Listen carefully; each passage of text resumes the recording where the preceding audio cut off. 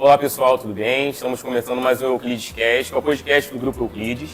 Meu nome é Anderson, sou professor de História e faço parte da equipe pedagógica e estou aqui hoje com meus colegas para poder falar sobre um tema extremamente relevante, extremamente importante. E eu conto hoje com a Raquel, a Almir e o Diego. E eu quero que eles se apresentem um pouco, falem um pouco sobre eles e como eles atuam hoje dentro do campo educacional.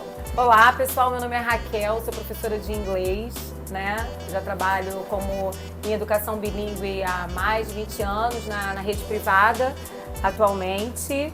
E é um prazer estar aqui hoje com os meus colegas de trabalho, conhecendo pessoas de diferentes disciplinas, Eu sou do inglês, os rapazes aqui geografia, matemática, mas isso é importante para a gente ver o quanto que a educação antirracista ela está em todos os lugares da escola. É isso, vamos com tudo hoje. Olá, tudo bem? Meu nome é Diego Marcelino, dou aula de matemática no Grupo Euclides. Eu trabalho com a abordagem afroétnico-matemática, que é o que nós vamos falar aqui hoje. E aí galera, tudo bem? Sou o professor Guilherme de Geografia aqui do Grupo Euclides. Sou formado em Geografia pela Universidade Federal Fluminense. Tenho pós-graduação em Teorias e Práticas da Geografia Escolar pelo Pedro II. E estou terminando minha outra pós-graduação em Psicologia Escolar e da Educação pela PUC-RS. Tamo junto, vai ser um papo irado. Vamos embora falar disso.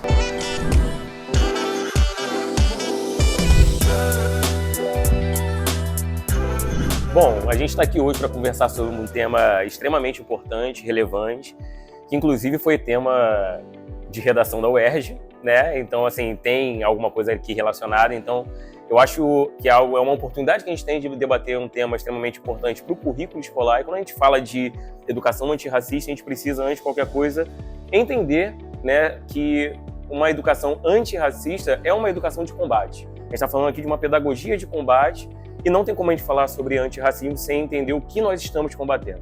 Precisamos deixar claro que o racismo é um problema da nossa estrutura nacional. Nosso país foi construído com bases racistas e hoje a escola, enquanto uma instituição formadora da sociedade, a gente sabe que a sociedade ela tem vários núcleos de formação. A gente tem a família, a gente tem a escola, e a escola, como ela tem esse papel de ajudar a formar a sociedade, ajudar a formar os cidadãos, a escola precisa intervir nisso, e é por isso que nós estamos conversando aqui hoje. Então eu quero já de cara perguntar para a Raquel, o que seria uma educação antirracista? Então, Anderson, assim, com a sua introdução, você já falou exatamente do que se trata a educação antirracista. A educação antirracista ela é uma educação que o principal objetivo dela, principalmente nas escolas, é o combate ao preconceito. Sim. E assim, falando de uma forma bem didática, já que estamos aqui professores, como trabalhar, como combater o preconceito dentro da escola, com a valorização dos povos que construíram também, eles não ajudaram, eles fazem parte da formação do nosso país, que são os povos africanos e os povos indígenas. Uhum. E é daí que a gente entende, que a gente solta luz para a importância das leis, da Lei 10.679, que torna obrigatório há mais de 20 anos a aprendizagem da história e da cultura afro-brasileira. Nós também temos a Lei 11.645, que contempla a história e a cultura dos povos indígenas. Então, é basicamente isso, É tratar dessas relações étnico-raciais e valorizar toda essa cultura que precisa ser falada dentro desse espaço, criada, formatada e celebrada hoje. É importante que a pedagogia, a partir desse olhar, atendendo ao propósito dessas leis, vai justamente retirar essa visão negativa, que muitas vezes a educação tradicional ela vai reforçar o estereótipo do negro como uma assimilação do negro com algo ruim, ou com algo maldoso, ou com algo sujo. Há 10 anos atrás, há 20 anos atrás, ter um cabelo como o meu ou como o do Diego não era bem aceito, O cabelo do negro tinha que ser como? Raspadinho na máquina. Eu digo mais. A escola, eu falo, esse é o meu lugar de fala também, Principalmente como mulher negra. E assim, a escola, pelo menos na minha época, era um espaço muito cruel em relação à estética negra. Uhum. As meninas tinham que se parecer com meninas brancas, enfim, se a gente chegasse com algum outro tipo de estética nossa, da nossa história, valorizando o nosso padrão de beleza, recebia apelidos, enfim. É difícil, né, a gente olhar para trás e ver que a escola podia ser o primeiro espaço onde uma menina, uma adolescente, sofreria racismo, né? Isso acontecia demais comigo, com o meu cabelo, quando eu cortava o cabelo curtinho, nossa, era um desespero ir para a escola. Era bem complicado. Bom, aí vou chamar o Omi também para poder debater sobre essa questão de raça, né? Como a geografia estuda muito isso, vou deixar esse espaço para o Omi poder contribuir com a gente. E aí, gente, tudo bem? Prazer estar aqui, prazer. Então, vamos lá.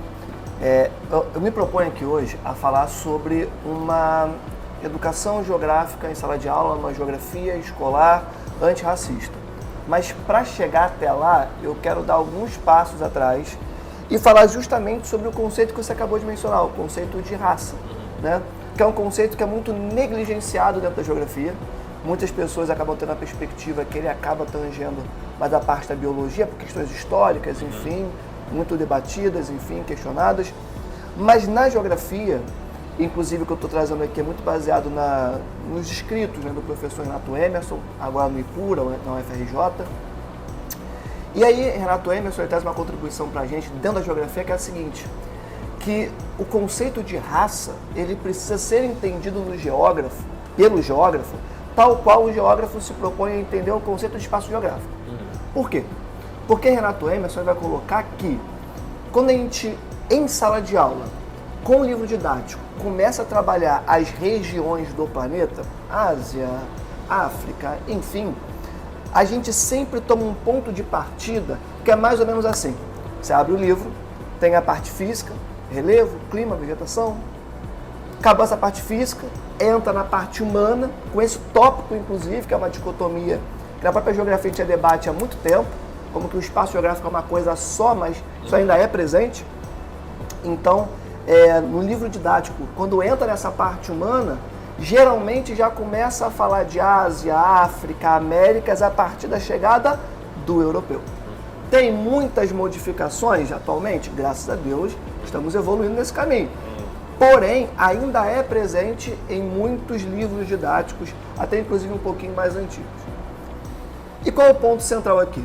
O ponto central é que acaba se formando uma estrutura de pensamento onde são conformadas formas de agir e de ser dos indivíduos a partir dos locais onde eles nascem.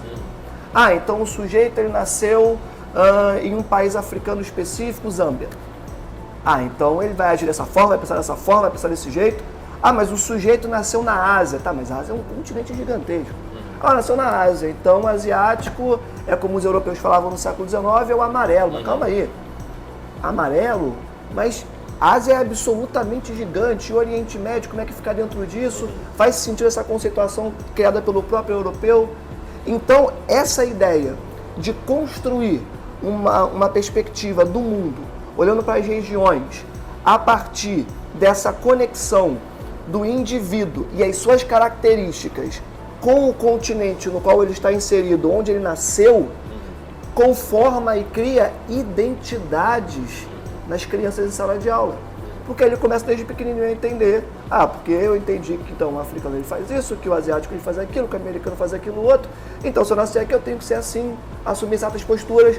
Ou seja, Renato Emerson ele vai trazer pra gente que o conceito de raça ele é, portanto, profundamente geográfico. E como uma crítica à própria geografia, que eu acho que é algo fundamental que nós, professores de geografia, precisamos nos preocupar, até porque se a gente não se preocupar, a gente reproduz isso em sala de aula e com muita força, como que a geografia ela acaba sendo criadora e ela acaba reforçando preconceitos, estereótipos e o racismo propriamente dito, né? Então, eu queria iniciar essa minha fala trazendo como que o conceito de raça para o geógrafo ele é extremamente importante para que ele consiga ter uma leitura completa e complexa do mundo em que nós estamos, pensando nesse mundo enquanto um sistema mundo moderno colonial, como Carlos Walter vai trazer, como Renato Emerson vai trazer, que quando eles colocam que é um sistema mundo que ele foi colonizado pelo europeu e como que ele é uma continuidade de algo que começa lá atrás e que, se a gente não ficar muito atento, a gente reproduz as desigualdades criadas pelo europeu em sala de aula, colonizando a mente dos nossos alunos. É interessante, né, Almir, porque você fala desse conceito de raça como algo biológico, que a gente já sabe que isso Sim. não procede, né? Isso não acontece. E aí o quanto esse conceito é visto de maneira errada, visto como algo biológico, como ele dificulta, você está falando aí da sua disciplina, na área da geografia, ver dessa forma. Outra coisa também que eu não sei se eu viajei assim, mas quando você começou a falar sobre isso tudo, né, essa questão da raça, como ela influencia nos espaços geográficos, na hora me veio à mente sobre eu sei que não é exatamente esse o tema, porque são vários tipos de racismo dentro de uma mesma estrutura racista, mas eu pensei no racismo ambiental, inclusive, né, porque às vezes as pessoas assim falam, vou falar de uma forma assim até mais popular, assim, mas tudo é racismo agora, mas isso, racismo ambiental, isso existe, fala sério, racismo institucional, isso existe. Quer dizer, mas é dando nome a essas coisas que a gente vai entendendo, né? Que dentro de uma mesma estrutura racista, quantos tipos de formas de serem racistas e de racismo existem, né? Sim. Então, assim, eu não sei se eu saí muito do que você falou, é porque a sua fala desse espaço, eu sou péssima em geografia, mas enfim, eu entendo, né, do assunto racismo, então me veio na mente na hora, assim, né? E como também os povos, eles têm ações diferentes no ambiente, nos lugares, né? Eu vou trazer um pouquinho do que a professora falou lá no início e do que o professor também aqui embasou na parte da geografia, né? Quando você trouxe que na escola, muitas vezes, o estudante negro sente pela primeira vez o que é o racismo, sente de uma forma muito negativa, e a narrativa que ele trouxe eurocêntrica da escola, né, que está tão presente na geografia, mas também está presente em todas as disciplinas que o estudante faz no colégio, né? Porque desde que a gente é pequeno, né, quando a gente pensa nos livros didáticos todos, né, o aluno não se vê. Ele só vai se ver num livro de história, que é uma das disciplinas, né, e só no período da escravidão moderna. Então parece que a nossa história começou ali, né? Então essa narrativa, ela vem do que o professor estava embasando aqui, uma narrativa totalmente eurocêntrica, né? Isso vai reverberar em tudo, inclusive na autoestima daquele estudante negro na escola, né? Porque automaticamente... Onde você não se vê, você não consegue se projetar, né? É tão importante a gente ter um professor de matemática negro, ele aqui que trabalha no Euclides, que tem que trabalha não só porque não desvalorizando, por exemplo, a função de um inspetor, muito pelo contrário de um profissional de limpeza. Na maioria das vezes, assim, isso que está acontecendo agora, a gente não vê em todos os espaços escolares, né? Exatamente. E o magético, ele é super importante para o estudante, porque ele vai crescendo, criando uma imagem. Você chega em qualquer turma da escola e pergunta, pense numa pessoa cientista. Já fiz isso um monte de vezes. O perfil é sempre o mesmo. Vai pensar no homem, velho e branco. Ou seja, exatamente, isso é construído. A mulher não faz ciência. Uma pessoa nova não faz ciência. Eles se acham não sabedores de ciência, como se eles não resolvessem questões que têm a ver com eles, né? E como se uma pessoa negra, né, ou uma pessoa não branca no geral, não soubesse ciências, porque o imagético é tipo do Einstein, né? É aquele cabelão meio doido, de jaleco, de óculos, e um homem velho branco. E isso é intencional, né? Essa narrativa que a gente traz no didático, ela conta uma história, né? Porque a gente pensa, por exemplo, na abordagem que eu pratico nas turmas, que é a afroetnomatemática. O que foi preciso isso, né? Porque a gente olha os livros didáticos, por exemplo, a gente estuda, deixa eu pensar no exemplo, fórmula de Bhaskara, por exemplo. Fórmula de Bhaskara não é de Bhaskara. Isso você botar no Google, fórmula de Bhaskara é de Bhaskara, vai estar lá escrito, não é de Bhaskara. Inclusive, hoje questiona-se, inclusive, a existência desses filósofos gregos. Muitos deles, como Pitágoras, por exemplo, existem fontes que afirmam que ele, de fato, é uma figura que não sabe se existiu. Né? A própria escola pitagórica, ela é hoje questionada, né? E o próprio teorema de Pitágoras, né, ele é usado em Kemet, por exemplo. Não tem como pensar numa pirâmide sem pensar no estudo da trigonometria. Então não teve um período iluminado da história da humanidade, que foi a Grécia Antiga, que criou toda a matemática, toda a filosofia, todos esses estudos que hoje está no centro da nossa narrativa, que é a narrativa que o professor trouxe, narrativa muito mais eurocêntrica, né? Então a abordagem afroétnica na matemática, ela vem numa contranarrativa, né? Ela vem no, olha, vamos mostrar para vocês a origem africana da matemática. Porque o que é matemática? Matemática é você resolver problemas dentro de um contexto social. Né? Se você, desde o primeiro homem lá que descobriu o fogo, né? Ele planejou uma agricultura, né? Ele está fazendo matemática. Né? Hoje na escola o aluno pensa que matemática é cálculo, é número, não sei o quê, mas na verdade uma cozinheira faz muita matemática. Eu sei fazer comida para 3, 4 pessoas. A cozinheira de uma escola faz para 300, 400. Eu teria que sentar ao lado dela, eu formado, teria que sentar e tentar entender. O Uber, o que o Uber faz? Matemática o dia inteiro. Então seria até violento para o Uber eu pegar uma prova de matemática, dar para ele e falar, se você lastar isso aqui, você não sabe matemática. Quando na real, eu é que não estou sabendo avaliar o que ele sabe de matemática. Porque a gente tem, assim, né, o sistema é feito para a gente hierarquizar os saberes, os conhecimentos, né? E hoje o que a gente vê dentro de uma estrutura racista na nossa sociedade é exatamente isso, né? O conhecimento que a gente fala colonial, ele está no sistema hierárquico, ele está sendo mais valorizado, acima dos outros conhecimentos, né, em detrimento de outros conhecimentos, de outros saberes. Então, assim, a gente coloca, se a gente for colocar numa pirâmide, é mais ou menos isso que acontece, né? Então, assim, o conhecimento do colonizador no topo, porque a gente precisa falar também dessa relação étnico-racial, né? A gente, é óbvio, a gente está aqui no Educação Antirracista, é o combate às relações étnico-raciais. Então, assim, povos, hoje a gente está mais, né, por conta até que você falou da redação do Enem, né? Nós estamos em novembro, então tudo isso vem à tona. O racismo realmente é uma grande mazela na nossa sociedade, mas existem os povos indígenas também que não são contemplados, que estão ali também na base como minoria, sofrendo com isso, né? Sim. Então...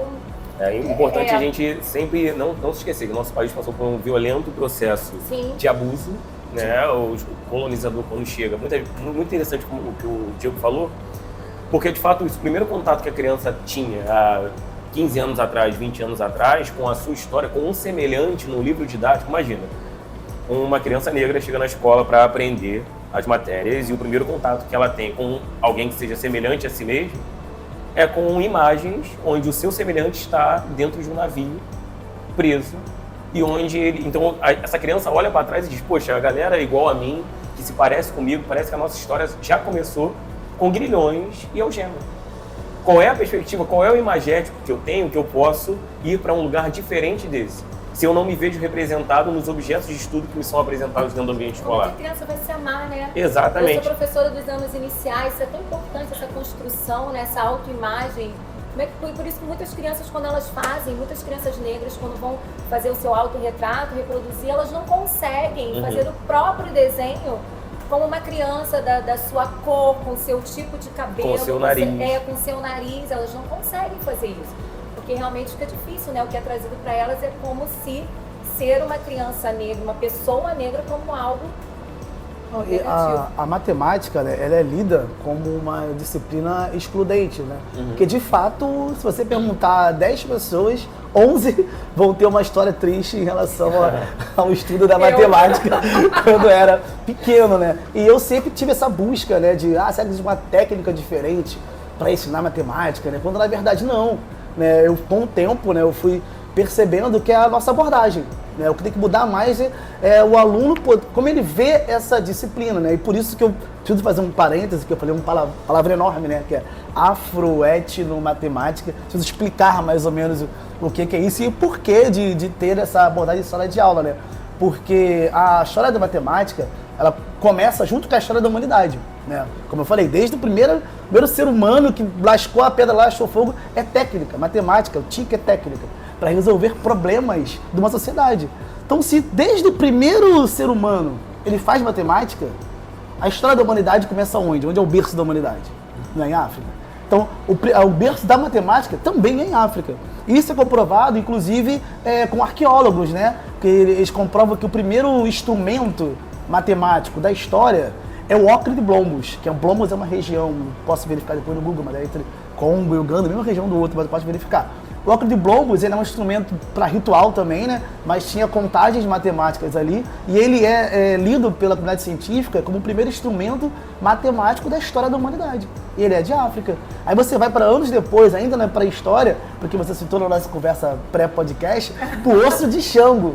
O osso de Xango é a primeira calculadora da história da humanidade, que também é de África, né? Eles já foram anos depois, é um instrumento mais complexo, né, da matemática. Então, esses instrumentos, né, eles comprovam aonde começou, inclusive, a teorização da matemática. Né? Então, como é que a gente vai, né, desse ponto até 2024? Né? Esse osso de Xango, por exemplo, ele tem 30 talhos, no qual eles contavam, e tem diversas contagens, ali já tem números primos, ali tem muitas coisas complexas, né? E lá você olha o quê? Poxa, 30 é o quê? É o ciclo lunar e é o ciclo menstrual das mulheres. Então, para a ciência, para a arqueologia, né, o que diz, qual é a principal teoria hoje? Né? Que o primeiro instrumento matemático da história foi feito por uma mulher africana. Como é que a gente pode, hoje, em 2024, ler, como eu citei uma pessoa que faz ciência, um homem velho e branco? Essa narrativa trocou de uma maneira, de uma ponta a outra, né? Que é aí que conta a história, né? Quem conta uma história tem um poder. Quem conta tem uma intenção. E nós aqui estamos com uma outra intenção, contra essa. Mas isso já vem, né, desde muito tempo, como o professor embasou aqui na geografia. Então, cabe essa abordagem afro-etno-matemática, entender a matemática como um saber cultural, ou seja, todo mundo aqui faz matemática, essa estrutura aqui, o podcast, ela é completamente matemática, né? Tem o tempo, tem onde eu botar o quê, tem o som, tudo isso aqui são técnicas para resolver um problema que no caso aqui é fazer um podcast.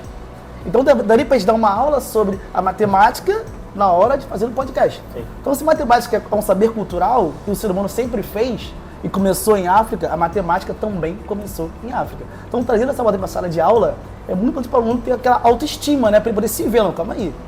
Né? Se eu estou entendendo que matemática é cultural, se eu sei que meu pai, que é Uber, faz matemática, eu volto com uma outra autoestima para a sala de aula. Né? Se eu estou vendo que o primeiro instrumento da história feito para mulher negra, eu tiro da minha cabeça aquela imagem de que, pô, a pessoa que faz, né, uma coisa científica e tal, só pode ser uma imagem igual de Einstein, que a TV mostra todos os dias isso pra gente. Então essa é a grande...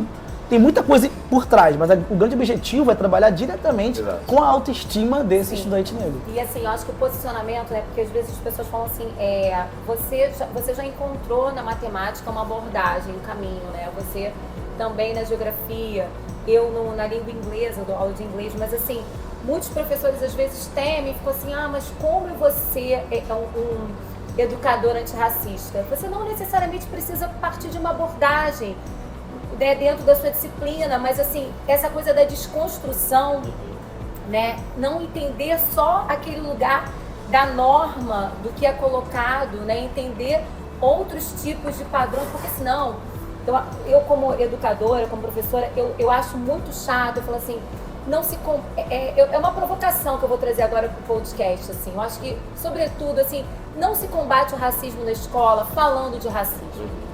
O aluno negro, ele se sente muito oprimido de todas as vezes que vai falar de uma pessoa negra, começar com racismo, fazer uma leitura. Eu dou aula para crianças dos anos iniciais, eu quero potencializar, antes de tudo, os meus alunos negros em sala de aula. Eu não quero trazer um livro falando sobre o racismo, falando que alguém fez chacota do cabelo dele ou da aparência dele. Não, eu quero trazer uma beleza, eu quero trazer um livro que fale, que esteja em África, que fale de uma árvore, que fale das lendas, que potencialize essa criança. É muito complicado. Eu sei, obviamente, que faz parte da luta falar do racismo, né? Trazer à tona, a gente botar mesmo, houve um caso de racismo, a gente tem que ali pontuar que aquilo foi racismo. Mas antes de tudo é isso, é potencializar através de abordagens, através de desconstrução, que tudo que a gente está falando aqui. Faço um negócio. Acho que eu me perdi um pouco, falei demais, mas tudo bem. Maravilhoso. Voltando a essa questão da hierarquização que a gente estava falando, como que alguns saberes são mais considerados, enfim. Voltando no conceito de raça que eu tinha falado aqui, quando o Renato Emerson ele vai trazer esse discurso para pensar o mundo e a geografia, como que a geografia ela pode se propor a ser antirracista, ele vai olhar para esse sistema mundo em que a gente está inserido e vai identificar a raça enquanto um conceito de origem europeia para hierarquizar indivíduos, e a partir disso vai falar como que o europeu fez isso, como que a gente pode desconstruir isso, certo?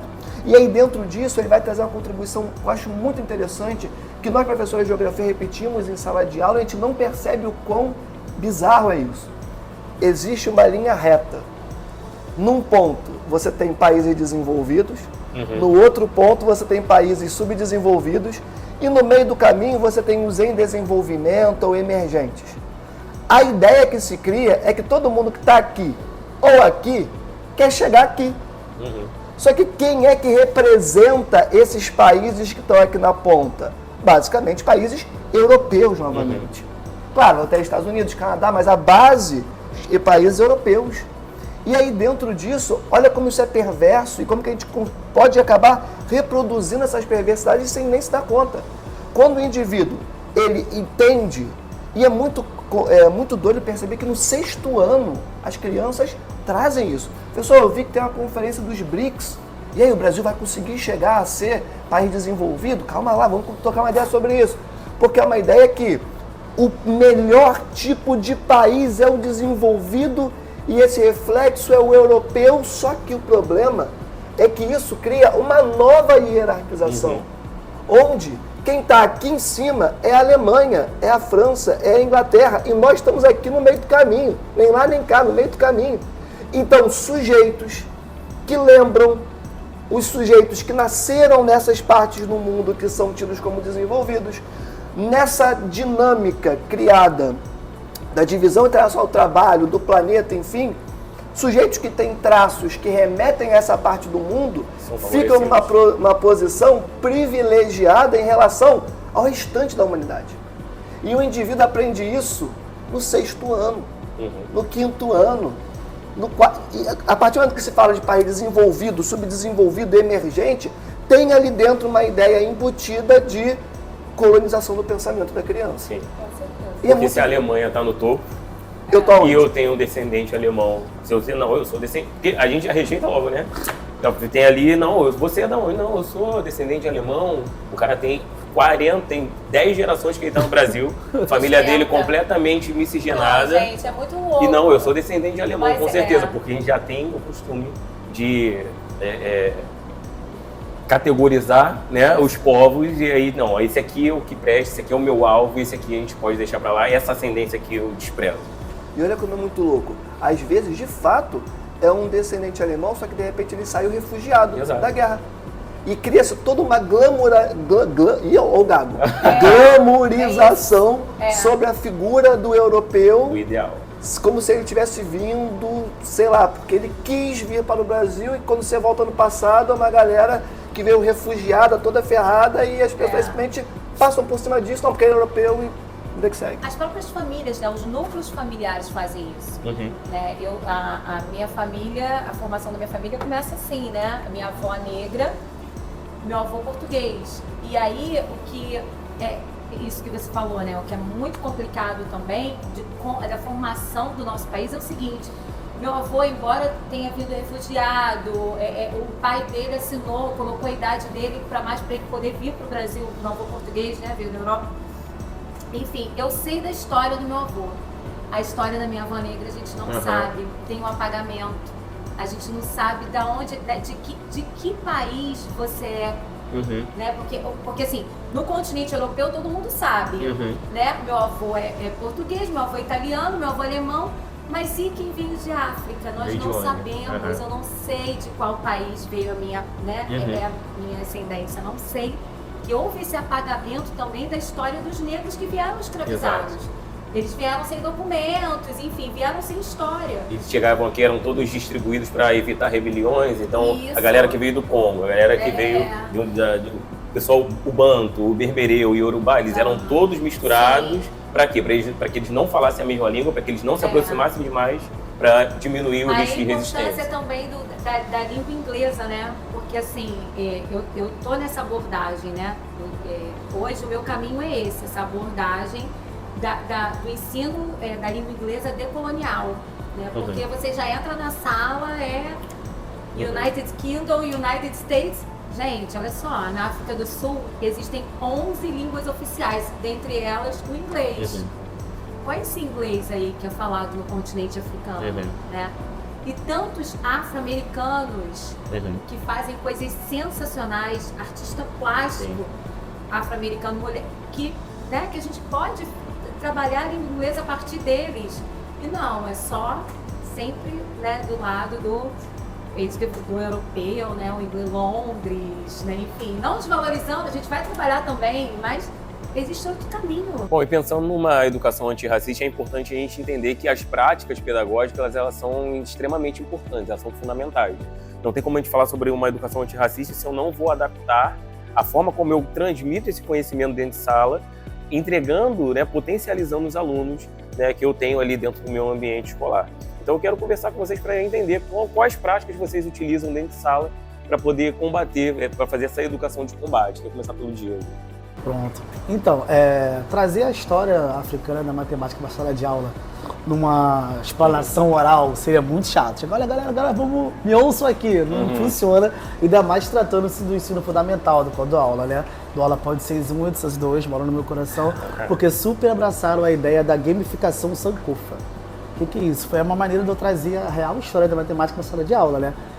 Cada grupo recebe o nome de 5 ou 6 alunos, né, de algum elemento da história africana da matemática. Pode ser Kemet, Osso de Xango, Oca de Plombo, todos que foi citado aqui na nossa conversa. Pode ser o Rio Nilo, para trazer uma outra abordagem sobre a história da matemática, e são as equipes. Isso começou lá em fevereiro, né? A gente não dá para começar isso somente em novembro. E eu falei, gente, durante o ano eu vou explicando o que é cada grupo. E nos trabalhos bimestrais, eles traziam elementos do que era, olha, o trabalho é esse aqui, mas se quiser ganhar um pontinho, meio pontinho extra, você vai descobrir o que é esse grupo aí, o que é o Oca de Plombo, que é o nome do seu grupo. E isso foi engajando a galera. O que é gamificação? Na sala de aula a gente faz vários jogos, né? A gente tem um tempo determinado para o livro didático, que tem que ser cumprido o conteúdo, e tem sempre um tempo para a gente poder jogar, né? A gente tem Xima, né? A gente tem Cuia, a gente tem Tsore Matata, né? São jogos oriundos de culturas de países pré-coloniais da África, né? Para trazer como é que eles trabalhavam, né? Não tinha escola na África, tinha, né? Então, os jogos eram uma maneira de passar o conhecimento de uma cultura para outra, dos mais novos e mais velhos, né? Por exemplo, o jogo Xima, né? Para tu ganhar, tu tem que estar no meio do tabuleiro. Mas se você for pro meio no início, você perde. O que eu queria dizer com isso? Olha, tu tem um objetivo, mas ó, se prepara para tal, seleciona a hora de ir, tudo isso dentro do jogo matemático. Né? Então, além de conteúdos matemáticos, tinham conteúdos mais filosóficos sobre a vida, né? E na sala de aula, por exemplo, estou escrevendo a matéria do quadro, resumo do capítulo do livro do quadro. Né? Seria uma coisa muito tediosa, né? Ah, copiar, não copiou, vou dar visto, mas não. Eu coloco algumas coisas de propósito errado no quadro. E o aluno que identificar primeiro ganha o ponto pro grupo. Então fica o nome dos grupos do ladinho do quadro, colocando setinhas para cima e para baixo. E eles vão meio que disputando aquilo ali durante o ano, né? Agora que eu vou corrigir, ó, dever de casa. O grupo que todo mundo fizer tudo ganha 5 pontos de gamificação. Aí já era, né? Confusão na próxima. Um cobrando o outro, por que você não fez, não sei o quê. E com isso eles vão estudando. Tipo, eu vou mesclando os grupos, a gente escolhe, vou mesclando. Tem fulano que tá com dificuldade. Olha, então você, em vez de fazer essa página toda de dever, você vai ganhar 5 pontos pro seu grupo se você explicar a matéria como você entende pro teu amigo. A gente chama isso de teoria de pares, né? Metodologia de pares, né? Pair of pair, né? mais teoricamente falando. Então tudo isso está dentro da gamificação. E a cada prova eu vejo o grupo que ganhou, né? Vai ganhar ali meio pontinho na avaliação. Coisa assim mínima, mas todo bimestre eles ficam disputando esse meio ponto e com isso vão engajando na aula e com o pano de fundo a história africana da matemática, eles vão tendo uma outra visão. Né? Que, pô, o ano inteiro falando Kemet, então eles vão no final do ano, caraca, ponto pra Kemet, de brincadeira um com o outro. Eu falei, cara, tá vendo? Já é uma palavra que não estaria no vocabulário deles no ano passado, vai estar nesse ano. Então essa é a proposta, devagarzinho a gente vai longe, e eles engajam. Fala aí, Almir, pra gente. Eu tento mostrar em sala de aula algumas relações entre os países africanos de uma maneira... Porque quando a gente pensa em geopolítica, a gente pensa muito em Europa, países centrais. Eu tento mostrar que a África também tem uma geopolítica. Eu tento mostrar que há uma organização interna, né? Que tem uma organização no pós-imperialismo, pro descolonialismo, como se mostrando como que esses países, eles não simplesmente estavam ali esperando que processos ocorressem, como que eles foram absolutamente ativos. Construção do movimento terceiro-mundista, pan-africanismo, tento trazer isso para eles e tento trazer também algumas outras contribuições de cientistas negras, como por exemplo de Jamila Ribeiro, já trouxe para em sala de aula, tentando desconstruir essa ideia do cientista ou do professor, não sei, como se fosse um Einstein, né? Mostrar que há uma pluralidade no entendimento do que é um professor, do que é um cientista e como que a África desenvolve ciência, como que os professores brasileiros têm muito conteúdo bom sobre isso, basta ali procurar, enfim, os professores estão aqui para acompanhar sempre esse processo e mostrar como que a África desenvolve política, desenvolve uma geopolítica e partindo, né, para além do continente africano, olhando para a Ásia também, como que havia uma articulação entre esses dois continentes ao longo de milênios e como que isso se desenvolve até hoje, né? Então eu tento trazer essa pegada, tentar colocar como que a África e o mundo subdesenvolvido como um todo, né, o sul global, uma palavra que eu não gosto, né, porque tem uma perspectiva eurocêntrica, mundo subdesenvolvido, a nossa galera aqui, né, como que nós fazemos política, geramos conhecimento e como que nós temos nossos representantes nesse caminho. Legal. E aí, Raquel? É muito legal, né, assim, porque eu ouvindo aqui os colegas de trabalho, assim, é como essa abordagem, ela antirracista, ela sempre leva a gente para o continente africano, né? Isso é muito bacana, muito importante, tanto o professor de matemática como o professor de geografia e a minha abordagem também, né? O que eu tento fazer dentro do ensino da língua inglesa é trazer protagonismo de pessoas negras, né? Então, eu realizei vários projetos esse ano que me deixaram muito feliz, e um deles foi trabalhar com uma artista plástica. Tem o Basquiat, que é um artista plástico, né, afro-americano, se eu não me engano, ele é um artista plástico negro afro-americano. E essa Rose Maylow Jones, que é uma artista plástica, ela foi uma ativista, uma mulher negra, né, afro-americana, e que quando a gente vai falar de pintores de artes plásticas, pelo menos a gente sempre tem aquela ideia assim, né, Picasso, né, aquelas muito voltado para a Europa, né, e não fala é difícil, né, isso que a gente falou do imaginário, como é que o aluno vai construir o imaginário achando possível uma pessoa negra ser um artista plástico, ser um pintor, né? Como se a arte só fosse a música, o samba para o negro, né? Que o negro não pudesse. Então, assim, dentro da língua inglesa eu faço isso, fiz um trabalho também, projeto que realizei, falando sobre Nelson Mandela, sobre o nome dele. O nome original dele não é Nelson Mandela, né? A gente sempre tem aquela coisa assim, universal, americanizada, globalizada, né? Aí a África não entra no globo.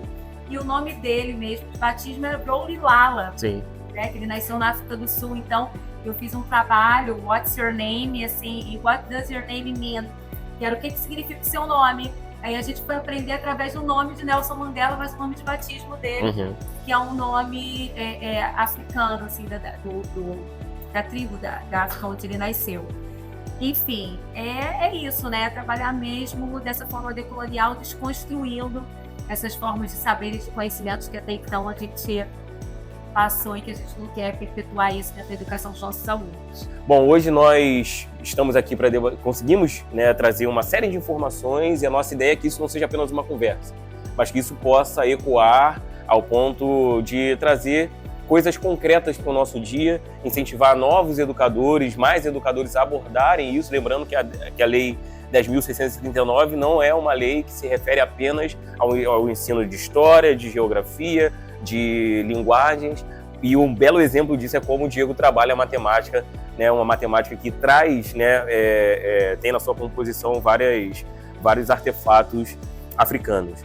Bom, deixo aqui o nosso convite para que mais ouvintes estejam conosco, vocês continuem acompanhando as nossas redes sociais, vejam os nossos próximos lançamentos e uma coisa que a gente pode até parar para pensar aqui, no primeiro vídeo que saiu aqui do EuclidesCast, a gente falando sobre uma educação voltada para a questão socioemocional, a gente falou muito sobre a questão da autoestima.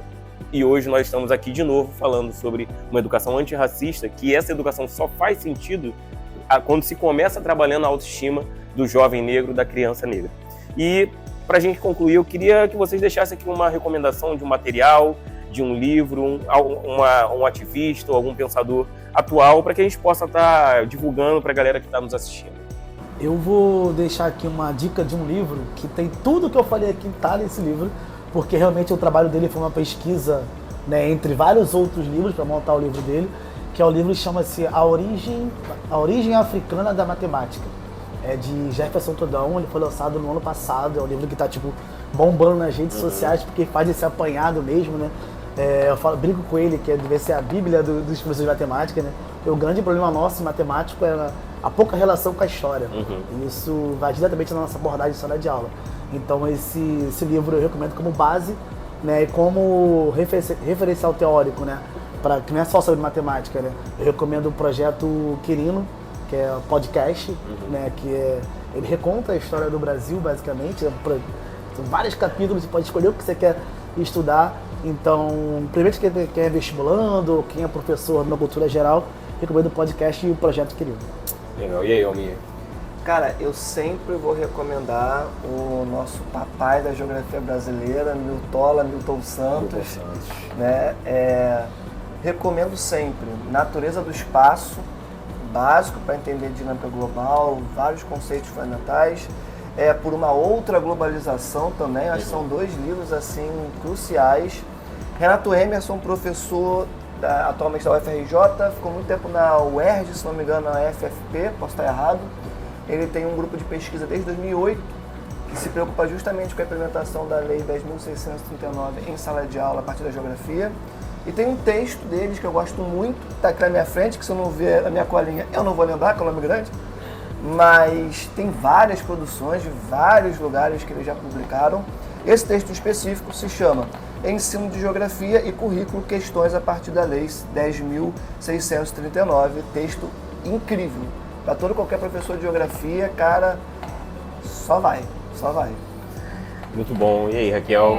Bom, eu vou fazer recomendação também de 2 livros, né? Um para adultos, né? Para educadores, Como Ser um Educador Antirracista, que é de uma intelectual de Salvador, a Bárbara Carini.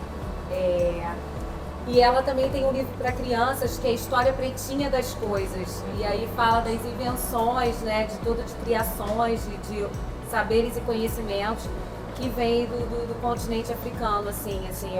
Eu acho ela uma intelectual muito atual. Ela fala muito bem, de uma forma didática, enfim. E não sei se pode fazer propaganda, mas assim, Como Ser uma Educadora Antirracista, quando eu faço as minhas rodas de conversa, workshop, enfim, eu sempre trago para discussão aí esse livro. Muito legal. Por fim, eu quero recomendar também o livro da Djamila Ribeiro, né? O Pequeno Manual Antirracista, foi um dos livros mais vendidos de 2020, então vale a pena conferir o trabalho dela. E nós encerramos por aqui, ficamos por aqui, gratos pela atenção de cada um de vocês e satisfeitos de ter conseguido trazer uma conversa tão importante, tão urgente para a nossa sociedade e estar trazendo isso para dentro do ambiente pedagógico. Então, que isso sirva de incentivo para você que nos assiste. Esse episódio tenta contemplar toda a comunidade escolar, mas em especial você, professor, esse é um convite para que você também aborde esses assuntos dentro do seu ambiente escolar, dentro da sua sala de aula. Um abraço e até logo.